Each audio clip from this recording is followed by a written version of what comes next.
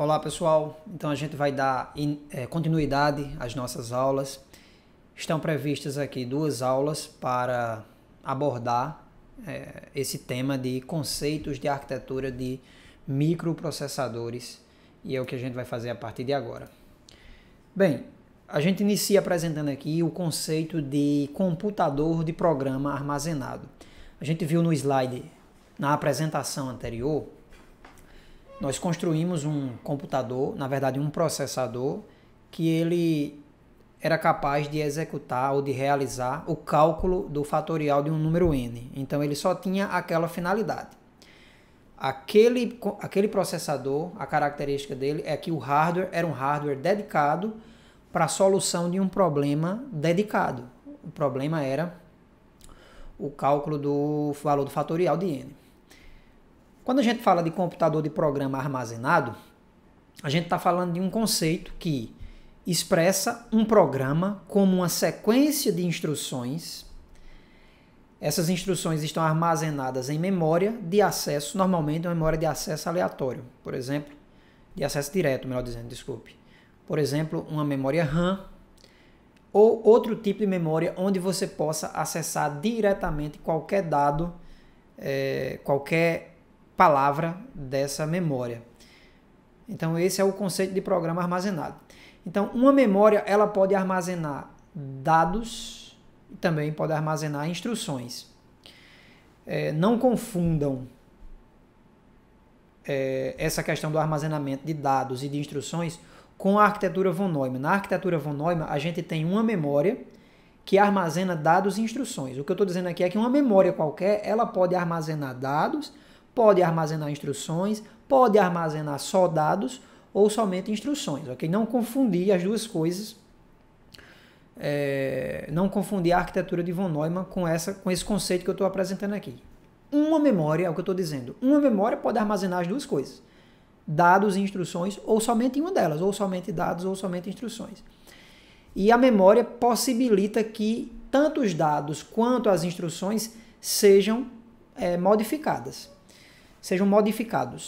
Então, se você modifica o programa, quer dizer, se você modifica as instruções, isso te possibilita a solução computacional de diferentes problemas. Essa é uma grande vantagem. Esse computador de programa armazenado é uma grande vantagem em relação ao computador ou ao processador que a gente viu nas aulas anteriores, que ali a gente não tinha como modificar a sua função, o que ele foi projetado a fazer.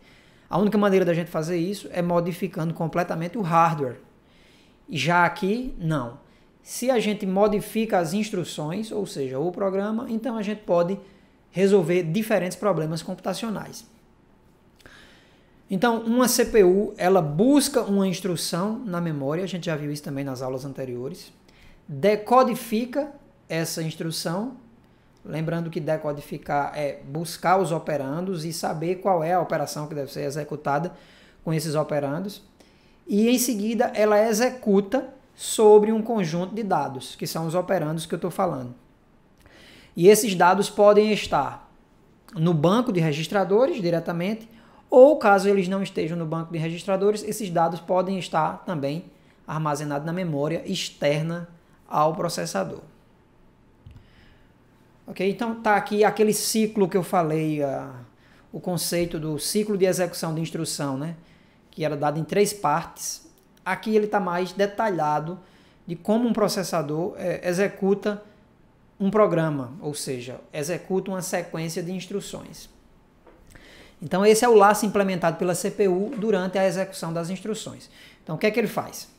Inicialmente ele busca uma instrução. Para buscar uma instrução, você tem que endereçar a memória. Lembrando, as instruções elas estão armazenadas na memória. O que é que o processador deve fazer? Isso está armazenado, está gravado lá na memória. Então ele tem que buscar a instrução para saber o que é que ele deve executar. Como é que ele faz isso? Ele tem que endereçar a memória. Então, como ele endereça? Ele precisa colocar no barramento de endereços o endereço da próxima instrução que deve ser executada. De onde vêm essas linhas de endereço? Elas vêm de um registrador especial chamado PC, que é Program Counter, ou contador de programa. É um contador que vai contando 1, 2, 3, e esses números serão os endereços das instruções que devem ser executadas. Então, inicialmente, esse registrador, quer dizer, o PC, ele fornece no barramento de endereços o endereço de memória que deve ser acessado para que a leitura daquela instrução possa ser executada. Então, ele endereça, a instrução vem pelo barramento de dados, que na verdade ali não é um dado ainda, ali é uma instrução, e essa instrução ela vai para a lógica de controle, ou seja, para a unidade de controle, para que ela possa fazer a decodificação da instrução, ou seja, saber qual é a instrução que deve ser executada e saber quais são os operandos, onde estão esses operandos e como eles devem ser buscados, se esses operandos estão no banco de registradores ou se esses operandos estão na memória também. Então, ele tem que ler os operandos fonte, que podem estar nos registradores ou na memória. Caso o operando esteja na memória, então tem que ser feito um novo acesso ao operando, tem que ser feito um novo acesso à memória para que o operando venha e caia dentro de um dos registradores do banco. Então isso é uma operação chamada de operação de load, que é quando você carrega um dado do banco de registradores para... quando você carrega o dado da memória para o banco de registradores. Então ele lê todos os operandos que forem necessários. Em seguida, a ULA se prepara, ela é escolhida nela qual a operação deve ser executada e, finalmente, ela executa a instrução específica. O resultado dessa instrução deve ser escrito no destino. Qual é o destino? O destino pode ser um registrador ou pode ser a memória. Então, se for a memória, a operação que deve ser executada é uma operação de store, de armazenamento do resultado na memória. E uma vez que ele executou a instrução, então ele calcula o próximo valor do PC para que você possa acessar a próxima instrução na memória. Como é que a gente calcula esse valor do PC? Bem, uma instrução ela ocupa uma determinada quantidade de bytes na memória. A memória é endereçada byte a byte. Então, para você calcular qual é o próximo valor do PC, significa dizer que é o próximo endereço onde está contida, onde está armazenada a próxima instrução a ser executada. Então, a atualização do PC acontece da seguinte maneira. O PC vai ser igual ao PC atual mais o tamanho da instrução atual. Digamos que a instrução atual ela ocupe na memória, para você codificar essa instrução, ela ocupa 4 bytes, por exemplo, na memória. Então, se o PC atualmente é 0, o valor do PC é 0, então significa que ele endereçou o endereço 0, ele puxou essa instrução que ocupa 4 bytes na memória, o próximo valor do PC vai ser 0 mais o tamanho da instrução atual. Qual é o tamanho da instrução atual? 4 bytes. Então, o próximo valor do PC vai ser PC mais 4, ou seja, o próximo valor do PC vai ser 4, que é onde inicia, o endereço no qual inicia a próxima instrução a ser executada, ok? Então, uma vez calculado o próximo valor do PC, ele retorna para endereçar, já com o novo endereço, né? Ele joga esse novo endereço no barramento de endereço e aí o ciclo se repete para todas as outras instruções. E aí ele fica nesse ciclo indefinidamente, ok? Então tá aqui. Nesse slide a gente tem aqui a memória. Como é que o hardware enxerga a memória? A memória enxergada pelo hardware é como se fosse um grande armário, como a gente está vendo aqui, onde nesse armário cada posiçãozinha dessa é um endereço de memória. E a memória pode armazenar instruções e também pode armazenar dados. Mas instruções em dados são vistos como uma sequência de bits armazenados na memória, ok? Como é que o processador vai distinguir o que é instrução e o que é dado? Depende da maneira que ele estiver operando. Inicialmente ele tem que acessar uma instrução e posteriormente ele acessa o dado. Então, a lógica de controle implementada na unidade de controle é quem vai fazer ele interpretar aquele acesso que ele está fazendo à memória ou como uma instrução ou como um dado. Então, por exemplo, Tá aqui, ó. Vamos dizer que essa instrução, ela aqui dentro dessa instrução tem essa sequência armazenada de bits, porque é isso que tem na memória, é uma sequência de bits armazenada em cada uma dessas posições.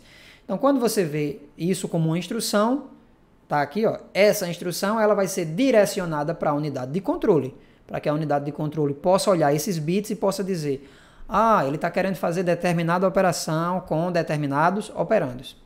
Já quando ele acessa um dado, então essa sequência de bits, na verdade agora representa um valor numérico de alguma grandeza que seja interessante para o seu programa. Ou seja, é de fato um dado o que tem aqui. Então, quando a CPU acessa um dado, esse dado aqui ele é direcionado para o data path e não para a unidade de controle, ok? Então, isso aqui são duas abordagens que o processador faz com a memória. Quando ele acessa a memória e quando ele está acessando uma instrução, o retorno desse valor vai para a unidade de controle para ser decodificada e executada. Quando esse acesso é num dado, então esse valor aqui ele vai para dentro do data path, normalmente para dentro de um dos registradores do banco de registrador para poder ser processado adequadamente, ok? Então tá aqui, o programa é uma sequência de instruções, é uma sequência ordenada de instruções e os dados são valores que têm significados para um determinado programa. Então vamos dar uma olhada nesse slide, como é que um processador olha para uma sequência de bits e enxerga aquilo como uma instrução. Nesse slide aqui a gente tem uma instrução, que é aquela sequência de bits que eu mostrei no slide anterior. E como é que ele enxerga isso? Bem, o processador divide esse conjunto de bits em dois grandes campos. O primeiro campo é chamado de opcode, ou código da operação, né? Operation Code. E o restante dos bits, os demais bits, é chamado de endereço dos operandos. São esses bits que vão codificar no campo de opcode as instruções que devem ser executadas e no campo de endereço dos operandos eles vão sinalizar, eles vão apontar onde é que esses operandos estão. Se esses operandos estão na memória, se esses operandos estão no banco de registradores e se for na memória em que endereço está. Se for no banco de registradores, em qual registrador o dado está. Então, quem vai fazer esse endereçamento é o campo chamado de endereço dos operandos, ok? Então, quantos bits tem em cada um desses campos? Aí depende muito, varia muito, certo? Mas, por exemplo, o campo opcode, a quantidade de bits necessária nesse campo opcode é dada por essa função aqui. N é igual a função teto do logaritmo de base 2 do valor de n maiúsculo. Esse n maiúsculo é a quantidade de instruções que o seu processador pode executar. Por exemplo, digamos que o seu processador seja capaz de executar 32 diferentes instruções. Então, se você calcular aqui log 2 de n de 32, vai dar 5. Significa que você precisa de 5 bits nesse campo opcode para codificar essas diferentes 32 instruções, ok? Se for 40, por exemplo, quantos bits você precisa? Você precisa de 6 bits.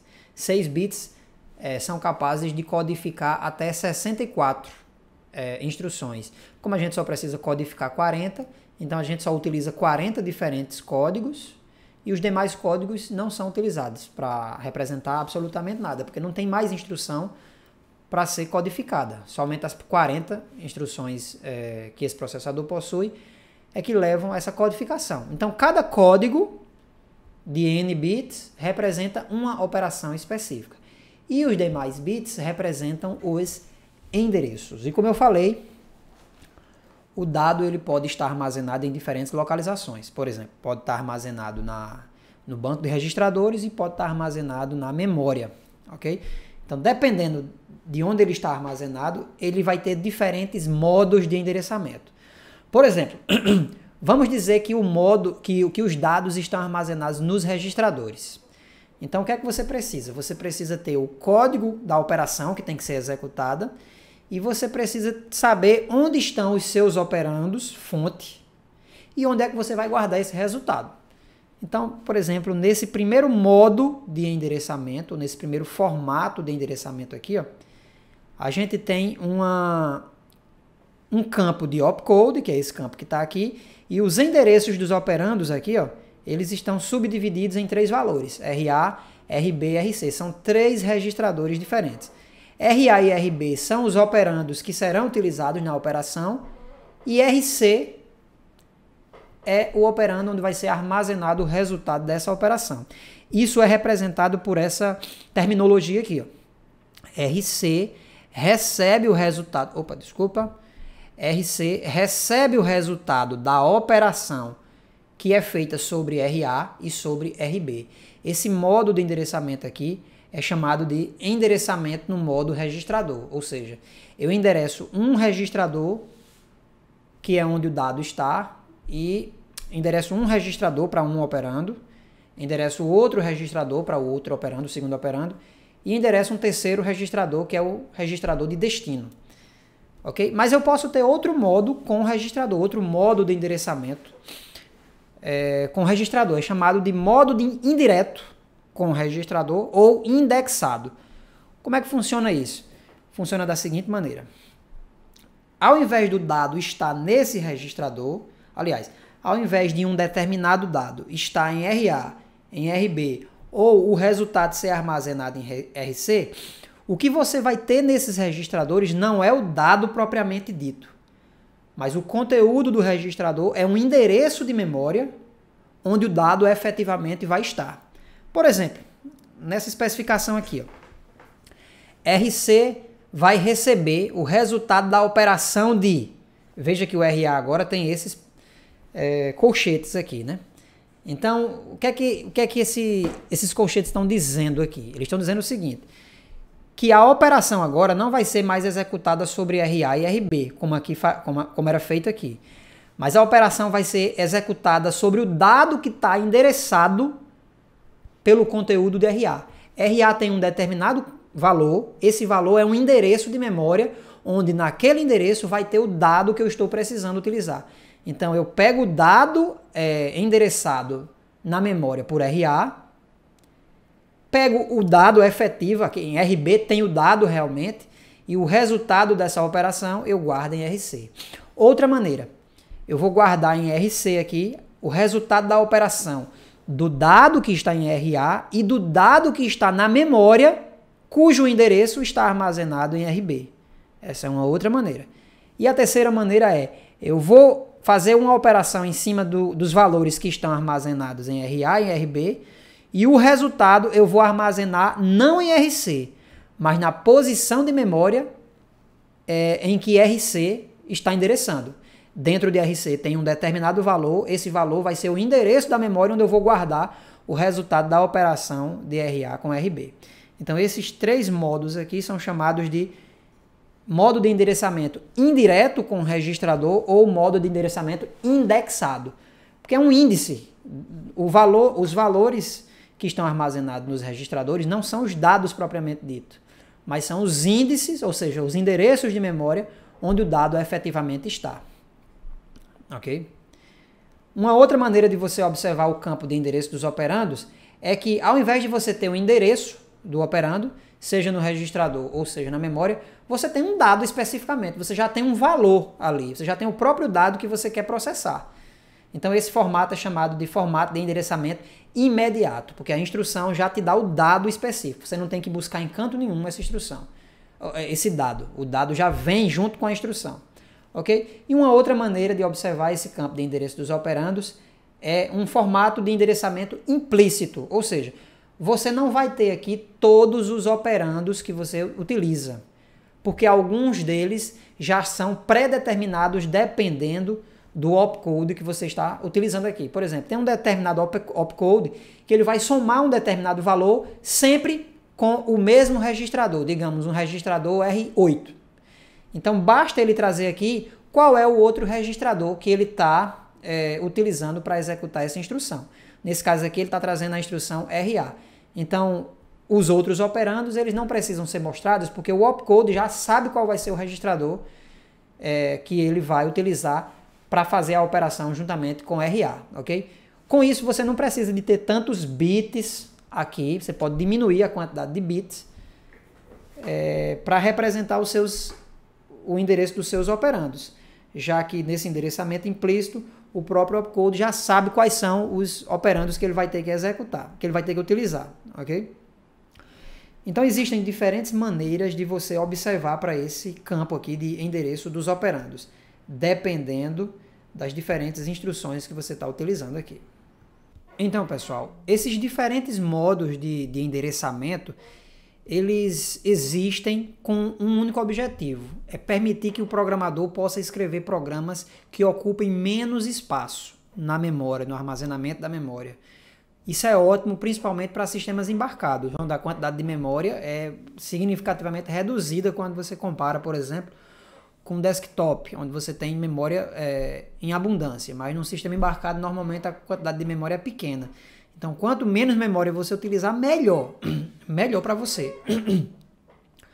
E por que é que ele garante, ele permite que você consiga escrever, o programador consiga escrever programas menores? Porque veja bem, nesse primeiro modo de endereçamento aqui, ó, você precisa de vários bits para indicar quem é o registrador RC, alguns bits para endereçar quem é o registrador RB, outros para endereçar quem é o registrador RA. Então tudo isso, você vai somando essa quantidade de bits, então o tamanho da instrução ele vai ficando longo. E como você tem várias instruções, você vai ocupando muita memória. Nesse caso aqui, por exemplo, nesse modo de operação aqui, ó, de endereçamento aqui, ó, você só precisa indicar o endereço de um operando. O outro já é implícito. O próprio opcode já sabe qual é o outro operando que ele vai utilizar. O hardware já foi preparado para isso. Para quando ele encontrar esse primeiro opcode, o hardware já vai endereçar um operando específico lá, além desse outro aqui. Como aqui você só precisa indicar um operando, é óbvio que você vai precisar de menos bits do que uma instrução cujo endereçamento dos operandos acontece dessa maneira aqui. Então essa flexibilidade de modos de endereçamento é para permitir ao programador experiente, escolher o modo de endereçamento adequado para ele ter um tamanho de programa armazenado na memória menor. Como eu falei, isso é bom para sistemas embarcados, onde a quantidade de memória é pequena. E tem outro motivo, se você precisa de uma memória pequena, o gasto de energia também vai ser bem menor, o gasto de energia do seu sistema. Quanto menor a memória, menos energia você gasta. Então, esses diferentes modos de operação também têm essa finalidade. A arquitetura do conjunto de instruções. O que é o conjunto de instruções? Que é o ISA, Instruction Set Architecture. É basicamente a interface entre o hardware e o software que o programador vai utilizar para programar aquele determinado processador. A arquitetura do conjunto de instruções, ou o ISA, ele é a primeira camada de abstração do hardware, porque você vai substituir todos os circuitos, toda aquela circuitaria, você não precisa saber daquilo, se você souber quais são as instruções que esse processador é capaz de executar. Você não precisa saber que ele tem um MUX, que ele tem um DEMUX, que ele tem,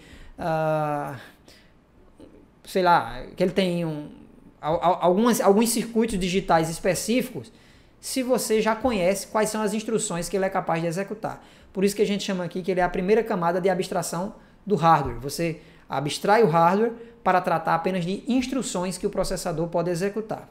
Então o ISA tenta esconder a complexidade de implementação do processador. Ok? Então o que é que esse set de instruções ou a arquitetura do conjunto de instruções faz? Ele informa o que o processador é capaz de fazer, quais são as instruções, definindo suas instruções básicas, quanto armazenamento dispõe, ou seja, qual é a quantidade de registradores que tem dentro daquele processador, além de informar precisamente como o software pode invocar essas instruções e acessar os dados. Ou seja, ele vai te dizer como é que você deve executar, como é que você deve executar uma determinada instrução, chamar determinadas instruções para que elas possam utilizar os operandos corretamente e que ela possa, de fato, executar aquela determinada instrução que você escolheu. Isso é o que a gente chama de arquitetura do conjunto de instruções. Okay? Então, para você criar uma arquitetura de um conjunto de instruções, normalmente a sequência, né, isso aí é mais para fabricantes de processadores, a sequência de etapas adotada por essas empresas fabricantes de processadores, é essa sequência que está apresentada aqui no slide. Primeiro, se define o conjunto de instruções. Quais são as instruções que eu vou querer executar? Eu vou querer executar uma soma, uma subtração, uma divisão, uma multiplicação, enfim, um deslocamento à direita, deslocamento à esquerda, as operações lógicas. Quais? Essas. Pronto. Então você define o seu conjunto de instruções, o seu set de instruções. Depois você define uma arquitetura, que é uma organização de quais blocos você precisa para executar aquelas instruções. Por exemplo, se você colocou aqui uma instrução de multiplicação, então é claro que aqui, na sua organização, você vai ter que incluir um multiplicador. Ok? Qual? Isso aí é uma terceira etapa. Então aqui você define quais são as subunidades necessárias que você vai precisar para executar esse seu set de instruções. E finalmente você vai atrás do hardware, você vai desenvolver o hardware, desenvolver o circuito que execute essas instruções baseado nessa organização dessas unidades que você fez aqui. Então esse é o fluxo de desenvolvimento, ou o fluxo de implementação de uma arquitetura, de um set de instruções, ou basicamente da arquitetura do processador. É assim que um processador é desenvolvido. Primeiro o set, depois as unidades funcionais que você vai precisar para executar essas instruções e, por fim, quais são os circuitos necessários para executar aquelas operações. Quais são os circuitos necessários para implementar essas unidades funcionais que você elaborou aqui na etapa de arquitetura. Ainda falando sobre a arquitetura do set de instruções, nesse slide aqui, nessa figura, a gente está vendo aqui uma instrução completa armazenada na memória, ok? Então, por exemplo, eu tenho essa instrução que está armazenada na memória. Então, essa instrução, como a gente viu, o processador enxerga isso como alguns bits formando o campo que a gente chama de opcode, por exemplo, nesse caso aqui, 1, 2, 3, 4, 5 bits formam o opcode. Significa dizer que esse processador pode executar até 32 instruções, porque com 5 bits eu consigo codificar 32 instruções. Ok? Então, os demais campos são campos de endereçamento dos operandos, que nesse caso aqui ele está sendo feito o endereçamento via registrador, através de registrador. Então, por exemplo, esses 3 bits aqui representam o operando 1, esses 3 bits aqui representam o operando 2 e esses 3 bits aqui representam o destino. Por exemplo, se você tem 3 bits no operando 1, significa que aqui, nesses 3 bits, você pode executar até 8 diferentes registradores, certo? Se isso daqui for o modo registrador. São 3 bits, com 3 bits você consegue endereçar até 8 diferentes registradores. Aqui também você consegue endereçar 8 e o destino 8. Então, muito provavelmente, como você tem 3 bits aqui no operando 1, esse processador ele tem no banco de registradores 8 registradores. Para você endereçar esses 8, você precisa de 3 bits. Então, tá aqui os 3 bits. 3 bits para o primeiro operando, que você pode escolher qualquer um dos registradores. 3 bits para o segundo operando, que você também pode escolher qualquer um dos 8. E o destino também vai ser um dos 8, então você também precisa de 3 bits. Ou seja, essa instrução completa aqui, ela é completamente codificada com 11 bits, né? 11 bits não, 14 bits. São 9 bits aqui para os operandos, para os endereços dos operandos, e mais 5 aqui para o opcode, ok? Então, pessoal, essa sequência binária aqui é o que a gente chama de linguagem de máquina. Então, a linguagem de máquina, ela é também conhecida como linguagem de baixo nível. Ela é a sequência binária que está armazenada na memória, que é isso daqui, e essa sequência define as instruções e os endereços dos dados. Claro, as instruções são definidas pelo campo de opcode e os dados estão definidos nos endereços dos dados, ok? Porém, um programador, quando ele olha para essa sequência binária, ele não sabe qual é a instrução que tem que ser executada, também não sabe sobre quais operandos essa instrução deve ser executada. Então, assim, fica muito obscuro. O processador, ele entende isso aqui perfeitamente, mas o programador, ele não olha para isso daqui, a não ser que ele conheça de cor o que significa cada código desse. Ah, esse código aqui representa uma adição. Ah, esse código aqui representa o registrador tal. Então, fica muito complicado para você analisar um programa olhando apenas para a linguagem de máquina. Não é comum a gente fazer isso. Okay? Uma maneira que a gente tem de substituir essa linguagem de máquina por uma linguagem que seja mais fácil de ler é substituindo todos esses bits aqui por palavras que façam referência, primeiro, à instrução que vai ser executada e aos operandos. Então, a gente normalmente substitui essa linguagem de máquina por uma outra linguagem chamada linguagem assembly na hora de escrever um programa ou na hora de você analisar um programa, ok? Então, a linguagem assembly é uma linguagem simbólica que substitui essa sequência binária por nomes simbólicos que são fáceis de ser memorizados, que representam as instruções. Esses nomes simbólicos são chamados mnemônicos e também representam os endereços dos dados. Por exemplo, essa sequência binária poderia ser substituída por essa sequência de mnemônicos aqui. Então, essa mesma instrução em código de máquina, ela está representada aqui em linguagem assembly. E ela diz o seguinte, ela diz ADD R0, R1, R2. O que é que isso quer dizer? Quer dizer que você deve fazer uma operação de adição, ADD faz referência a add, de adição, e você deve fazer uma adição de R0 com R1, e o armazenamento deve ser feito em R2. É exatamente isso que essa instrução está dizendo. Esse opcode aqui, ele está dizendo que a operação que tem que ser realizada é uma operação de soma. Então a ULA já vai saber que é uma soma. Esse primeiro endereçamento aqui do registrador é o primeiro registrador. Normalmente a gente chama o primeiro registrador de R índice 0. Esse daqui, ó, é o R índice 1 e esse daqui é o R índice 2. Ou seja, essa sequência binária, quando você escreve essa instrução em linguagem assembly, você poderia utilizar ADD-R0, R1, R2. E aí quando você olha para cá, você já sabe exatamente o que é que vai ser executado. Uma adição de R0 com R1 e o armazenamento feito em R2, ok? Então isso é a linguagem assembly, que é o que normalmente a gente utiliza ao invés de utilizar a linguagem de máquina. Apesar de que no início dos processadores a programação era feita sim em linguagem de máquina. Através de cartões perfurados, o programador tinha que furar o cartão em determinadas posições, que ia fazer a codificação dos zeros e uns, né, para poder ele executar um determinado programa. Mas é exatamente isso.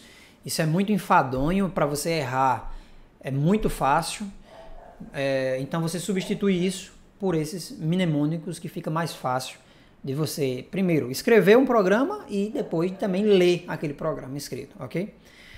Então, o que é o manual de referência da linguagem assembly? É um documento que o fabricante do processador disponibiliza para os usuários e nesse documento ele descreve a estrutura lógica do processador, especificando os nomes simbólicos e os formatos binários de cada instrução. Ou seja, é nesse documento, no manual de referência, que você vai ter os nomes simbólicos de todas as instruções, os nomes simbólicos dos registradores e o formato que você deve escrever para cada uma das instruções, para que elas possam ser executadas, ok? Então, normalmente quem escreve programas em linguagem assembly, como é esse caso aqui, ele precisa ter um conhecimento muito bom do hardware, porque ele precisa saber quais são os registradores, ele precisa saber quais são as instruções que o processador é capaz de executar.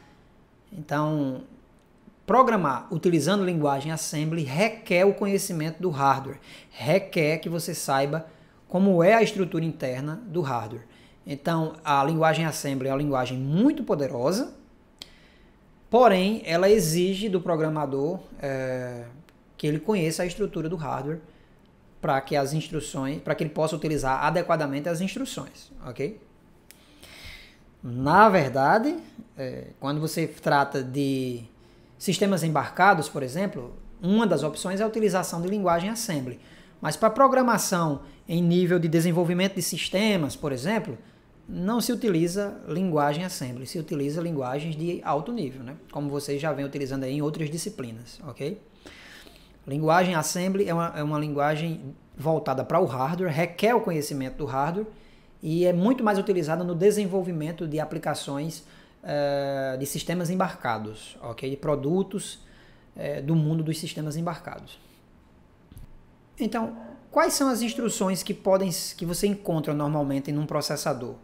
Todos os processadores de diferentes fabricantes, eles trazem várias instruções, mas essas instruções estão agrupadas em tipos básicos. Todos os processadores têm esses tipos básicos. Só que uma determinada instrução pode ter um nome para um processador, outro nome para outro processador.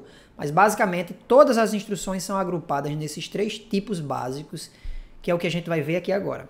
Primeiro, são instruções de transferências de dados que fazem movimentação de dados entre um lugar e outro. Por exemplo, ele pega um dado do banco de registradores e guarda na memória, ou pega na memória e guarda no registrador, ou tira de um registrador e coloca em outro registrador. Então são instruções de transferências de dados. Essas instruções, elas não modificam os dados. Elas simplesmente movimentam de um lugar para outro, mas elas não alteram o valor do dado, ok? Existe também um tipo de instrução que é instruções de processamento de dados. Aí sim, essas instruções promovem a mudança do dado que está armazenado lá, ou na memória ou no registrador. Então, quais são essas instruções de processamento? São as instruções aritméticas, são as instruções lógicas, são as instruções de deslocamento de bits. E existem outras instruções que fazem o controle do fluxo de execução do programa. Como eu falei para vocês no início, um programa é uma sequência ordenada de instruções. Executa a primeira, depois a segunda, a terceira, a quarta e assim vai. E assim vai. Só que eventualmente você precisa modificar esse fluxo, pular uma instrução, voltar para uma instrução anterior, que é como vocês fazem aqueles laços de controle nas linguagens de alto nível, né? For, while, if, else, switch case. Então, no processador, isso é traduzido em instruções de controle do fluxo de execução do programa. Eles alteram o fluxo de execução, ou seja, eles deixam de executar a instrução linha a linha e passam a pular determinadas instruções ou a retornar para instruções que já foram executadas previamente.